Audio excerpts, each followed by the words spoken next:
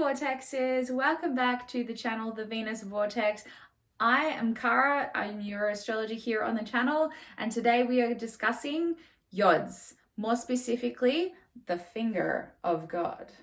In this video, what we will be covering is what is a yod, how to find it on a chart, how to interpret it using examples. A yod consists of two quincunxes and a sextile between three planets. So a quincunx is 150 degrees between one planet and another planet, and a sextile is 60 degrees between one planet and another planet. So these aspects create a yod. The tip of the yod is very important, as this is the finger of God, and it's pointing to that point of the triangle. And when we point to the point of the triangle, that means that the energy of the two planets sextiling is pushing and projecting the energy up into the tip or the point, which becomes the focal point of the energy. The reason why that's important is because the planet at the tip of your triangle, of your yod, becomes the ruler of your chart. So yods actually have an energy that supersedes the individual on the chart, okay? Because you're serving a higher purpose and a higher power, therefore it has a higher power than what goes on beneath your chart. Therefore, the tip planet is the ruler of the chart. So it affects the way that you interpret the chart as an astrologer, and it also changes the orientation of the chart itself and how the chart operates. So it can be quite difficult to interpret. You can also have multiple yods.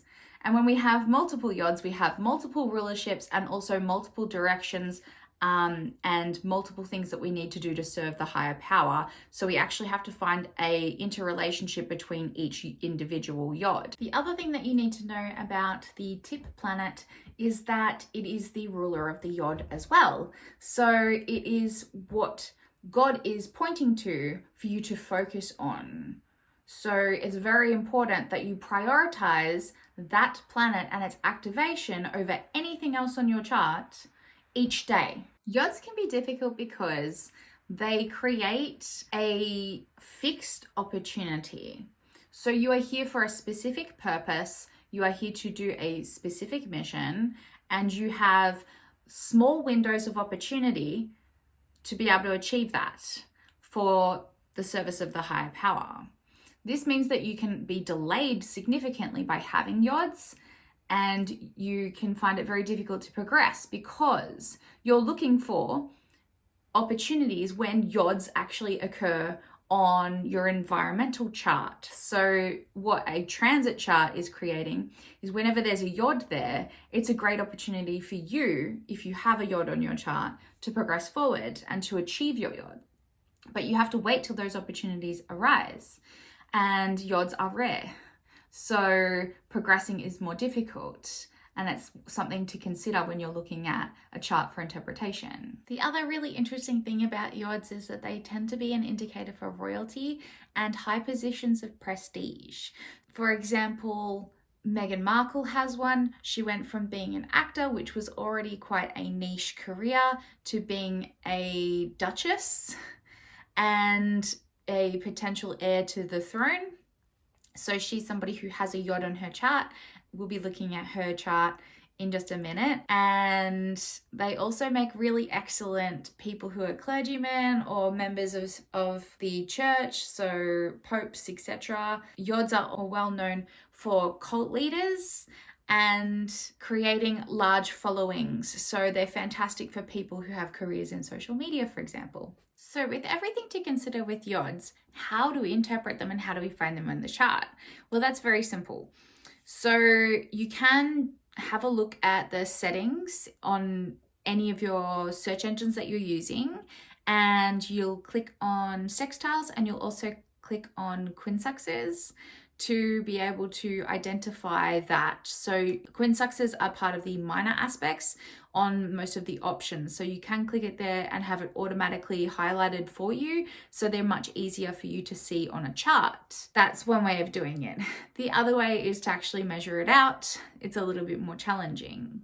So we're looking at Meghan Markle's chart today. Her one happens to be between Chiron, her Pluto in Libra, so that's Chiron in Taurus, Pluto in Libra, and her Neptune retrograded in Sagittarius. Now they're all at a 22nd degree, so we'll quickly cover that because I know that that's a hot topic for everybody. So 22nd degrees in Taurus generally create a lot of issues with money and finances, and they tend to create a lot of feelings of instability and insecurity. So they tend to make people who are very greedy, materialistic, and status driven. I'm not saying that Meghan Markle is these things. I'm just talking in more generally per se. I haven't looked into her life and her chart that much, other than obviously to do a Yod. I haven't looked into the in-depth relationships to make those determinations. So I'm just saying more generally speaking. But Chiron here at 22nd degrees means that she will be a master of being able to heal financial, and she would make a fantastic financial advisor. So she's somebody who, with the prestige that she has, she would be perfect for doing something like treasury, for example. It gives you heaps of travel, constant changes, which would have been traumatic for her. So she might have been somebody who swapped lots of schools or had to travel a lot. Hers is in the 11th house, so she would have lost a lot of friends every time she had to move, or because she wasn't in the same financial bracket as everybody else. And often her friendship groups would have been very status driven, and that would have created a lot of wounds for her personally with this 22nd degree here. And that would be further accentuated in the royal family and her issues with the Queen, because the Queen had a lot of really strong energy in Taurus as well. So they would have definitely butt heads regardless, and that butting of heads and the way that she held that has been obviously something that has led to a lot of chain reactions as a result, and that's very Yod-esque when you're not utilizing that, because again, she chose to shame racism rather than working towards understanding the racism that she experienced in the royal family. And she could have actually healed that, as well as the reputation that the family had. Instead, she's caused a rift and a tie, which is something that can happen with Yods because it's such an extreme energy. If you don't service that properly, then it can cause a lot of issues for you in your life. Also has Neptune at 22nd degrees. This gives you misfortunes through women, so definitely that conflict with the Queen again referred to here. Perverted tastes, I don't know what her husband's into or her personally, but maybe they get a little freaky in between the sheets. It definitely gives you many talents in writing and speaking, which she has obviously as a famous actor, because you have to learn a lot of lines, you have to be able to say lots of different things in different accents, all sorts of things, be different characters. So that's where her Neptune in Sagittarius is really acting through that 22nd degree. And it also gives you position in government. So again, like, she would have made a great politician. She's got a really strong energy for there. And again, a royal family member is still a member of parliament and can make parliamentary decisions or influence parliament through royal decrees, etc. So it just depends on how much influence she has or the role she plays with, say, King Charles and that relationship and all of those sorts of things. But I mean, she's in the family, she's got the opportunity to do that and follow through with that and follow in this kind of Yod energy. So Meghan Markle also has at the 21 degrees, she's got Pluto in Libra. So what that does is it generally makes people very popular. It gives you a lot of relationships, it gives you sexy legs, which is a cool thing. It also makes that hip region and buttocks region of your body very, very attractive and appealing. Something that would give you a lot of sexual power, especially if it is incorporated in the bedroom.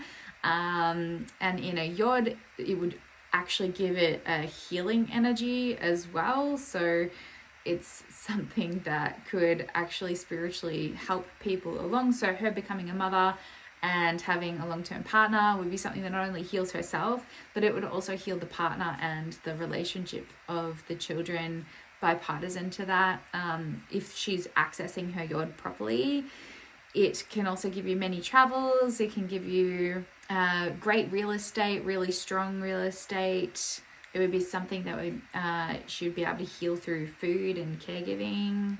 Gives you a lot of gains through legacy and a very, very fast and extravagant kind of lifestyle. Now, how we interpret the Yod aspect, now that we've covered the 22nd degree stuff, is that the sextile between Pluto and Neptune, now because they're generational, it means that she will make a large impact on her generation and its sextiles. So this actually gives you, it's a very unique sextile.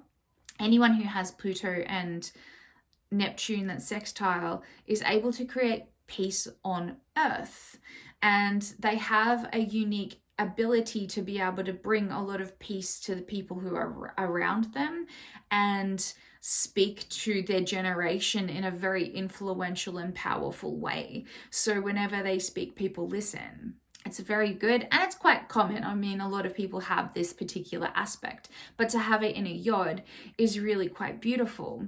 Now, with the retrograded Neptune that she has here, that would behave like a Venus, a Mercury, and a Chiron, which actually gives a threefold energy to the Yod as well. So any transits of those particular planets across her Neptune in this Yod would activate the Yod in a transit, okay? When we think about that, it means that she's getting lots of activations throughout the year, lots of opportunities for her to achieve this. So she's somebody who should have gone and done any kind of like military, she could have gone and done peace talks and things like that. She would have been a great person as a diplomat. So these are roles that she could definitely play now and has the opportunity to do, being, again, as a royal member. So you can see her ascending to royalty is actually one of the best things that could have happened for her in terms of her living this Yod. It's whether she's going to live up to that energy of that. And I mean, she's doing things with charity and having babies and all of these things that help to bring in legacy and help to, you know, substantiate her claim to the throne and, you know, her claim to royalty, I suppose, and ingratiating like future generations and things like that. So she is setting up a kind of dynasty-esque energy, but a lot of that self-interest. You have to really think about how you're making an impact on making people better people on a daily basis. And of course, doing public talks and things like that and working with charities is a great way of doing that, but you can always do a lot more in your embodiment, especially when you're having personal conflicts with a lot of different people. You're not setting the best example for Yod, and particularly this aspect where it's peace on Earth. So her showcasing how she can make peace with her family and all of those sorts of issues that she has in her personal life would be a great way of helping to harness this, but equally ending wars worldwide and working on poverty crisis and working on food crisis, electricity crises.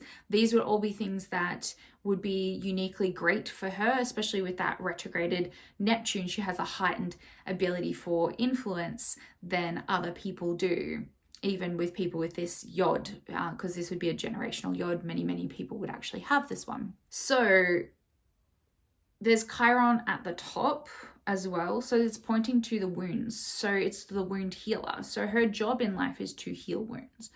And that's, I know that sounds very obvious, but it's actually through changing the psychological processes of how you see the world in terms of status and money and values. So she's somebody who should actually work out what important values the generation needs to move forward and progress, and be able to encourage that and break it down into daily tasks that people can do. So she's definitely has a very strong spiritual role, and she could be influencing people to become better human beings and doing that in many different ways. So The Pluto there as well also suggests like powerful relationship, which she definitely had the second she, married a prince. That kind of helps you in the power game. And it always suggested that she's going to be with somebody who's very powerful and very strong and those sorts of things. That's all reflected very heavily in this Yod. So when you think about that, it organically one rolls into the other. Her becoming a celebrity, 22nd degree Neptune, was a lot easier for her to do than, say, somebody without one. So it gives her a foot in the door. She's obviously gotten into that industry. And again, I'm not taking anything away from her. That's a very hard thing to do. But that obviously then activated the rest of her chart. So she would have also made a great model. She could have done photography as well, would be another great way of getting her foot in the door in terms of meeting influential, powerful people. So this Yod works collectively, and you can see how she's kind of reached her Yod or achieved her Yod in her life. I would just argue now for better and progressing it further. Whenever you have a retrograded planet in a Yod, you have to continue to progress further and further and further. It has like an endless potential to serve. So it's not just like, oh, she became royalty and she needs to stop. She needs to keep going. It's an energy where she just needs to keep going, because society is in a lot of ways broken, and the system in a lot of ways needs renovation and changing. And she's somebody who could directly play a role in making the world a better place to live in, instead of continuing to solidify dynasties of power and authority and money and inherited power and authority and wealth, and finding a better way of distributing it to the masses so all people can benefit and live better quality lives. So that is how you can interpret a Yod. Thank you very much for joining me today, for learning about the Yod and how to identify it. If you've got any questions about the Yod below, make sure you put them down in the comments, and be sure to like and subscribe this video for more content from the Venus Vortex. Thank you so much, guys. Bye.